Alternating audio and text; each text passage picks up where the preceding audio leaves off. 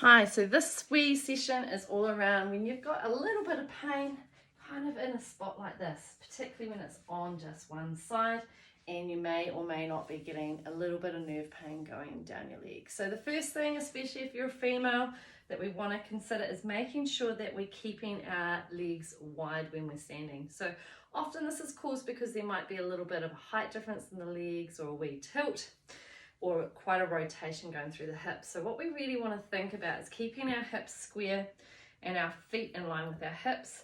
This knee quite often will tend to drop in, especially on the sore side.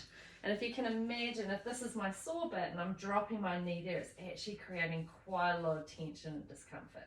So as soon as you roll that knee out, most people find that there's a little bit more space in this part of their hip, and it can actually take that tension off the nerve almost instantaneously.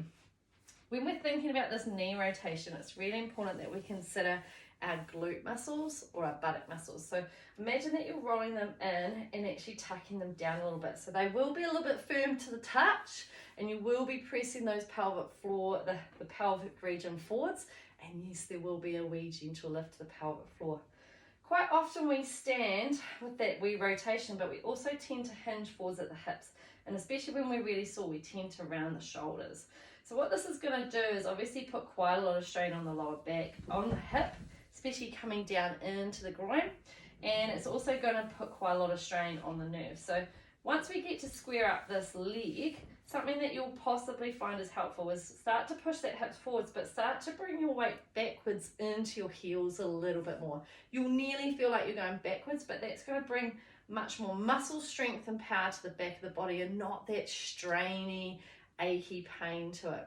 You'll want to kind of imagine that whenever you can, especially if you're standing for long periods of time or you're walking, that you can wiggle those toes, and that's going to help activate all these muscles in the back line. Okay, so when we're walking or moving around, we're lifting up through the paunch, closing our rows of our pelvic floors, closing the glutes a little bit or the buttocks, and then tucking them down, trying to bring our weight backwards, pressing the hips forwards and keeping this foot pretty square. Okay, this is really handy, especially if you struggle with getting in and out of a chair, so especially these nice low couches.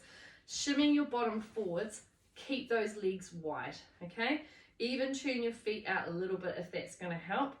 Rather than going round in the back, I'm going to encourage you to have your body nice and long and forwards on an angle, and then rock that body forwards and pressing forwards from the hips. So when we're bending, we're not rounding the back, we're going to be bringing the chest forwards, pushing the hips back and bending the knees, so that the knees are going to push backwards and the hips are going to push forwards to get me up, rather than hinging up with my back.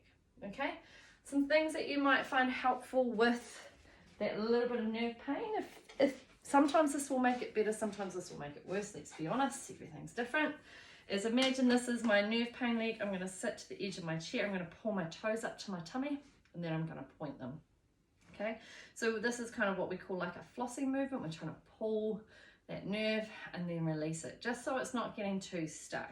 If this makes it worse, guess what? Probably stop doing it. Okay, now if that works quite well, you may find that you can take this leg as my sore one over the top of my other leg. Now you can rock from side to side. That can also elicit a little bit of a stretch or release. Some people can even slide this ankle up onto their knee. Okay, if this is you, you may also want to see if you can just gently rock that knee up and down, see if that can just take the pressure a little bit off that hip, off that poor old nerve. Always, as usual, when we're sitting, we're possible being able to be supported with our lower back. We don't want to be slouching and rounding. So rule of thumb is we don't want to be dumping into this area. We want to be lifting our body up and out of it. If you have any questions or you need a hand, just let me know.